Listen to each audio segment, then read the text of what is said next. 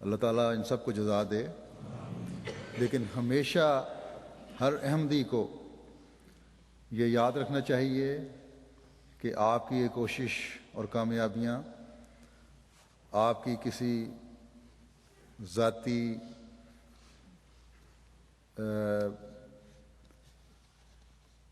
صلاحیت کا نتیجہ نہیں ہے، بلکہ اللہ تعالیٰ کے فضلوں کی وجہ سے اور حضرت مسیح موعود علیہ الصلوۃ والسلام کے ساتھ اللہ تعالیٰ کے وعدوں کی وجہ سے اور حضرت صلی اللہ علیہ وسلم کی آخری زمانے کے امام کے حق میں دعاؤں اور پیش گوئیوں کے پورے ہونے کی وجہ سے ہیں۔ اس لیے تمام وہ احمدی جن کو اللہ تعالیٰ نے اس زمانے کے امام کو ماننے کی توفیق عطا فرمائی ہے، تمام وہ عرب احمدی جنہوں نے اپنے عرب ہونے کو بڑائی کا ذریعہ نہیں بنایا بلکہ امام الزمان کی آواز کو سن کر سمعنا و اطعنا کا نمونہ دکھایا ہے، یاد رکھیں کہ ایک احمدی اور حقیقی مسلمان کا ہر نیا دن اس کے ایمان اور تقوی میں ترقی کا دن ہونا چاہیے۔ حضرت مسیح موعود علیہ الصلوۃ والسلام نے فرمایا ہے کہ ہر دن اگر تمہارے میں ترقی نہیں ہو رہی تو توجہ کرو اور غور کرو اور جائزے لو، اور اس ترقی کے حصول کے لیے حضرت مسیح موعود علیہ الصلوۃ والسلام کے ان الفاظ کو ہمیشہ یاد رکھیں کہ ہم نے ڈرتے ڈرتے دن بسر کیا اور تقوی سے رات بسر کی، اور یہ تقوی میں ترقی ہے جو ان جلسوں کا مقصد ہے۔ بس اس عہد کے ساتھ یہاں سے واپس جائیں اور اس کے حصول کے لیے یہ جو جلسے کے دن ہیں یہاں گزاریں کہ ہم نے پاک تبدیلیاں اپنے اندر پیدا کرنی ہیں، ان کو زندگیوں کا حصہ بنانا ہے اور تقوی میں ترقی کرنی ہے۔ ہمیشہ یاد رکھنا چاہیے کہ ہماری ترقی تبلیغ کے ساتھ دعاؤں سے اور اللہ تعالیٰ کی مدد سے ہی وابستہ ہے۔ بس دعاؤں کو اپنی زندگیوں کا حصہ بنا لیں، دعاؤں پر زور دیں اور خالص ہو کر اللہ تعالیٰ کے آگے جھکیں تو آپ کی دعائیں آسمانوں میں وہ ارتعاش پیدا کر کے وہ انقلاب لائیں گی جو اسلام اور مسلمانوں کے ہر مخالف کو حضرت محمد رسول اللہ صلی اللہ علیہ وسلم کے قدموں میں لا ڈالے گی۔ ہمیشہ یاد رکھیں کہ مسیح و مہدی کا زمانہ تیر و تفنگ کا زمانہ نہیں ہے بلکہ دعاؤں سے انقلاب لانے کا زمانہ ہے، اور یہی حضرت صلی اللہ علیہ وسلم کے الفاظ یضع الحرب سے ہم پر ثابت ہے۔ اللہ تعالیٰ نے عربوں کو تبلیغ اور تقریر کا خاص ملکہ عطا فرمایا ہوا ہے۔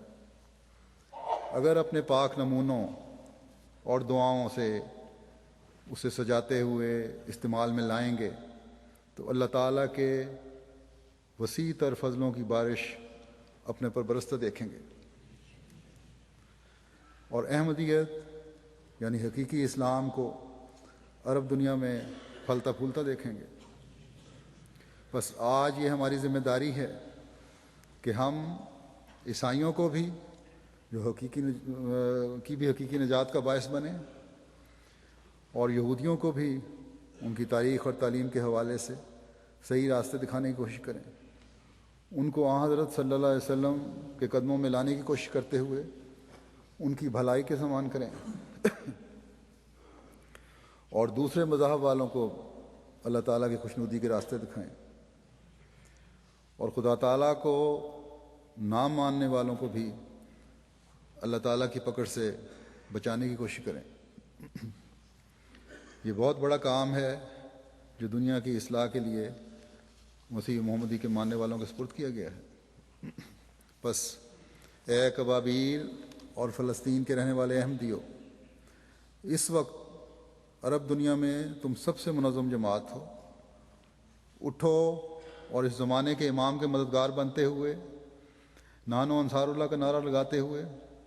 اس کے پیغام کو ہر طبقے تک پہنچانے کے لیے کمر بستہ ہو جاؤ۔ آج مسلمانوں کی بھی نجات اسی میں ہے کہ امام الزمان کو مان لیں۔ اگر آج عرب دنیا کے احمدیوں نے اپنی ذمہ داری کو سمجھ لیا تو سمجھ لو کہ جس طرح قرون اولیٰ کے عربوں نے اسلام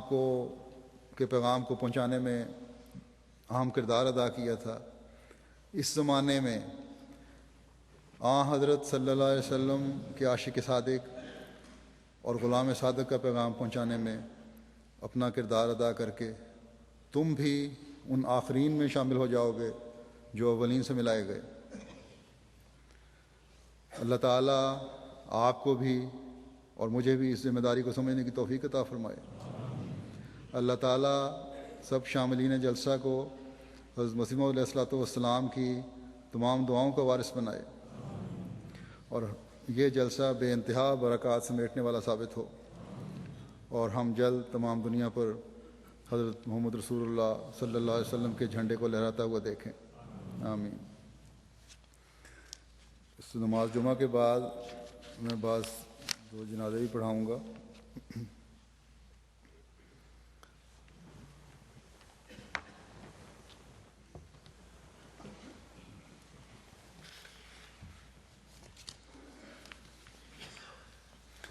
الحمد للہ نحمده ونستعینه ونستغفره ونؤمن به ونتوکل علیہ ونعوذ باللہ من شرور انفسنا ومن سیئات اعمالنا من يهده الله فلا مضل له ومن يضلل فلا هادي له ونشهد أن لا إله إلا الله ونشهد أن محمدا عبده ورسوله۔ جن جنازوں کو میں نے ذکر کیا ہے، ایک تو ہے مکرم چودھری فضل احمد صاحب کا، جو صدر احمدیہ ربوہ پاکستان کے افسر خزانہ تھے۔ 7 جون کو دل کی تکلیف سے طاہر ہارٹ انسٹیٹیوٹ میں 65 سال کی عمر میں بقضاء الہی وفات پا گئے۔ انا للہ و انا الیہ راجعون۔ دل کی پرانی ان کو تکلیف تھی، لیکن اس کے باوجود بڑی مستعدی سے اور بشاشت سے ہمیشہ اپنے کام میں مصروف رہتے تھے، وقت پہ دفتر آنا اور پورا وقت گزارنا۔ وفات سے ایک دن پہلے بھی اپنے دفتر میں بیٹھے ہوئے تھے، آپ کو دل کی تکلیف ہوئی اور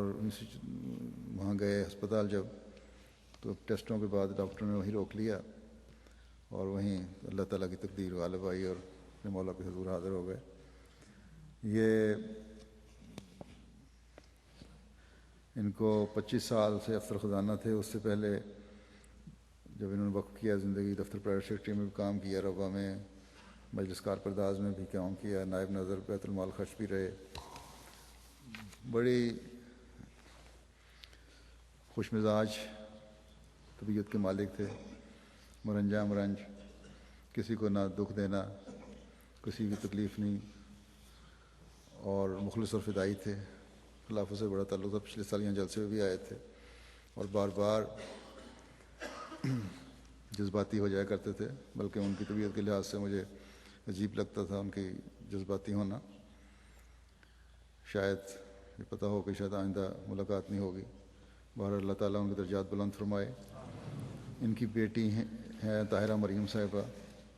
جو جرمنی میں رہتی ہیں، سلیم اللہ صاحب کی اہلیہ ہیں۔